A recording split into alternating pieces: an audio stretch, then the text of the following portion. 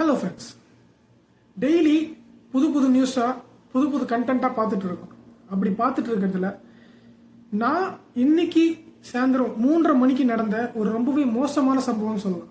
இந்த நியூஸை நான் கேள்விப்பட்டதும் இப்படிலாம் கூட நாட்டில் நடக்குதா அப்படின்னு நினச்சி பார்க்கும்போது நம்ம வீட்டில் நம்ம தெரிஞ்சவங்க இவங்களுக்கெல்லாம் என்ன நடக்கும், நம்ம நாட்டில் நம்ம கூடவே வரவங்க இந்த மாதிரிலாம் பண்ண நம்ம என்ன பண்ணுறது அப்படின்னு யோசிக்கும் போது உலகத்தில் வாழ்கிறதுக்கே பயமாக இருக்கும் அப்படின்ற மாதிரி ஒரு நியூஸ் இது.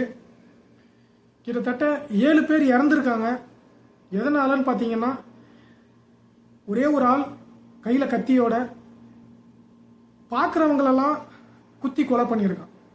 எதனால இது நடந்தது, எங்கே நடந்தது, இப்போ என்ன கண்டிஷன், இதை பற்றி டீட்டெயிலாக சொல்கிறேன். வாங்க வீடியோவில் போகலாம்.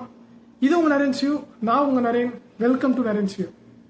யாராவது வீடியோவை ஃபஸ்ட் டைம் பார்க்குறீங்கன்னா உங்கள் ஃப்ரெண்ட்ஸ் ஃபேமிலிக்கு சப்ஸ்கிரைப் பண்ண சொல்லி ஷேர் பண்ணுங்கள். ஏன்னா அவங்களும் புது புது நியூஸ் தெரிஞ்சுப்பாங்க. நியூஸ் பேப்பர் வாங்கி படிக்காதவங்களுக்கு இந்த மாதிரி நான் வீடியோ பண்ணுறது கொஞ்சம் ஹெல்ப்ஃபுல்லாக இருக்கும்னு நான் நினைக்கிறேன். ஏதாவது மிஸ்டேக் இருந்ததுன்னா கமெண்ட்டில் சொல்லுங்கள். கண்டிப்பாக சேஞ்ச் பண்ணி இன்னும் பெட்டராக பண்ண நான் ட்ரை பண்ணுறேன். வாங்க வீடியோவில் போகலாம்.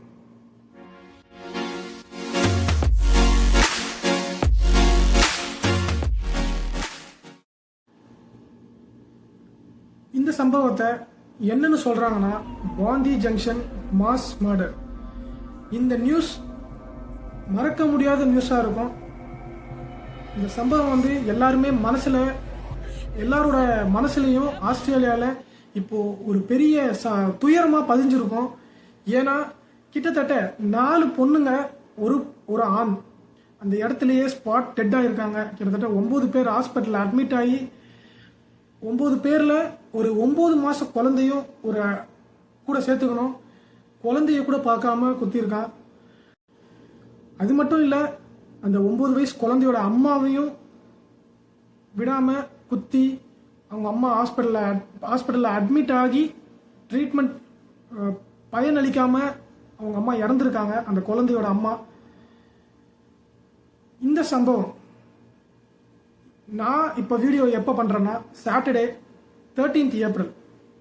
இன்னைக்கு 3:30 மணிக்கு ஆஸ்திரேலியாவில் சிட்னியில் பாந்தி ஜங்ஷன் அப்படின்னு சொல்கிற ஒரு ஜங்ஷனில் இருக்க ஒரு ஷாப்பிங் மால், பெரிய ஷாப்பிங் மால். கிட்டத்தட்ட நிறைய பேர் 150-200 பேர் இருந்திருக்காங்க அந்த டைமில். அப்போது அந்த க்ரௌடில் கூட ஒரு சுயநலவை இழந்த மாதிரி கத்தி எடுத்துக்கிட்டு பார்க்குறவங்கெல்லாம் பின்னாடி துரத்துறது குத்துறதுன்னு இப்படி பண்ணியிருக்கான். இதை பற்றி இந்த நியூஸை பற்றி பேசும்போதே ஒரு மாதிரி உடம்பெல்லாம் சிலுக்குது, பயம் வருதுன்னு சொல்லலாம். இந்த வீடியோவை பார்க்கும்போது எந்த அளவுக்கு இருக்குன்னா நீங்களே பாருங்க.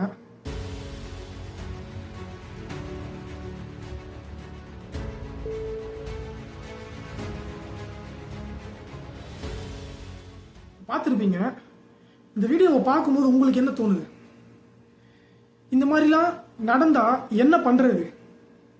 நார்மலா எல்லார் வீட்லயும் சொல்றது என்ன, இருக்கிற இடம் தெரியாம இருந்துட்டு போயிடணும் அப்படின்னு சொல்றாங்க. நம்ம இருக்கிற இடம் தெரியாம இருந்துட்டு போனோம்னா வீட்டில் மட்டும்தான் இருக்கணும். ஷாப்பிங் மால் போவோம்.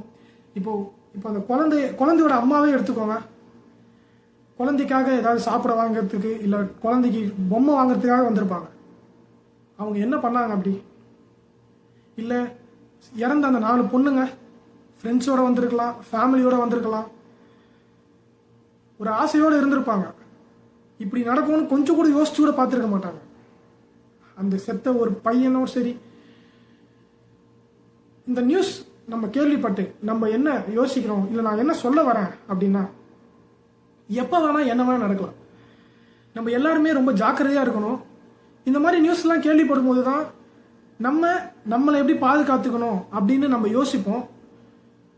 அதுக்காக தான் இந்த வீடியோவை நான் பண்ணுறேன். யாருமே ரொம்ப அலட்சியமாக இருக்காதீங்க. குழந்தைங்களை அலட்சியமாக விடுறதும் சரி, நம்ம அலட்சியமாக இருக்கிறதும் சரி, அது நல்லது கிடையாது. வெளியே போகும்போதும் சரி, குழந்தைங்களை வெளியே கூட்டின்னு போகும்போதும் சரி, ரொம்ப பாதுகாப்பாக இருங்க. எப்போ வேணால் என்ன வேணால் நடக்கலாம். கூட தான் வராங்க, தெரியாத ஆள் அப்படின்னு நினச்சிட்டு மனுஷங்களா தான் இருக்காங்க அப்படின்னு நினைச்சீங்கன்னா, இப்போ அந்த செஞ்சதும் ஒரு மனுஷன் தான். இதெல்லாம் பார்த்துக்கிட்டு இருந்த ஒரு ஆள் வெளியே ஸ்பீக்கரமாக ஓடி போய் ஒரு போலீஸை கூட்டின்னு வந்திருக்காங்க. அந்த பெண் போலீஸ் அவனை நிறுத்த போயிருக்காங்க. அந்த டைமில் அவன் திரும்பி குத்த பார்த்துருக்கான். அந்த டைமே அவனை ஷார்ட் கன் எடுத்து அவனை சுட்டிருக்காங்க. அவன் அந்த இடத்துலயே இறந்துருக்கான். இப்போ அந்த பெண் வந்து ஒரு ஹீரோன்னு சொல்லலாம், அந்த மாதிரி பார்க்குறாங்க. அது மட்டுமான்னு பார்த்தீங்கன்னா, அவங்க வரத்துக்கு முன்னாடி என்ன நடந்தது அப்படின்னு பார்க்கணுன்னா, அவனை தடுத்து நிறுத்தத்துக்காக ஒருத்தர் ரொம்ப போராடி இருக்காரு. அவரால் நிறைய பேர் உயிர் தப்பிச்சிருக்காங்க, நிறைய பேர் அடிப்படுறதுலேருந்து காப்பாற்றிருக்காங்க. அவரையும் ஹீரோவாக பார்க்குறாங்க இப்போ சிட்னியில். ஸோ இந்த மாதிரி நீங்கள் ஒரு மாலுக்கு போகிறீங்க, இல்லை ஒரு மார்க்கெட்டுக்கு போகிறீங்க, இல்லைன்னா வெளியே எங்கேயோ போகிறீங்க, அந்த டைமில் இந்த மாதிரி ஒரு சம்பவம் நடக்குதுன்னா நீங்கள் என்ன பண்ணுவீங்க? நீங்கள் என்ன மற்றவங்களுக்கு என்ன சொல்ல நினைக்கிறீங்க? நானாக இருந்தேன்னா கண்டிப்பாக மற்றவங்களுக்கு உதவி செய்ய தான் நினைப்பேன். என்னால் முடிஞ்ச ஹெல்ப்பை நான் பண்ணுவேன். நீங்களும் மற்றவங்களுக்கு ஹெல்ப் பண்ணுன்ற அந்த மைண்ட் செட் இருக்கணும். பயந்து ஓடிட்டோன்னா பின்னாடி வந்து முதுகில் குத்த கூட சான்ஸ் இருக்குது. ஸோ முதுகை காட்டி ஓடுறதை விட நெஞ்சில் குத்து வாங்கிறது நான் எவ்வளவோ பெருமையாக நினைப்பேன்னு நான் சொல்லுவேன். ஸோ இது கொஞ்சம் கிரிஞ்சாக இருக்கலாம், பட் மற்றவங்க உயிரை காப்பாற்றுறதுக்கு நம்ம உயிரை விடுறது ஒரு கிரிஞ்சான விஷயம்னு நீங்கள் நினைப்பீங்க. பட் எனக்கு அது நல்லதுன்னு படுது. நீங்கள் என்ன நினைக்கிறீங்க? கமெண்ட்டில் சொல்லுங்கள். இந்த நியூஸோட அப்டேட் என்னன்னு தெரிஞ்சதுன்னா, இல்லை கண்டிப்பாக இது எதனால் நடந்தது, அவனோட கண்டிஷன் என்ன, அதை பற்றி அடுத்த வீடியோவில் நான் நியூஸ் அப்டேட் ஆனதுக்கு அப்புறமேட்டு உங்களுக்கு வந்து சொல்கிறேன். இந்த மாதிரி புது புது நியூஸ்க்கு புது வீடியோக்கு நரேன் ஷோ சப்ஸ்கிரைப் பண்ணி வச்சுக்கோங்க. நெக்ஸ்ட் வீடியோவில் நான் வந்து சந்திக்கிறேன். அது வரைக்கும் குட் பை ஃப்ரம் நரேன்.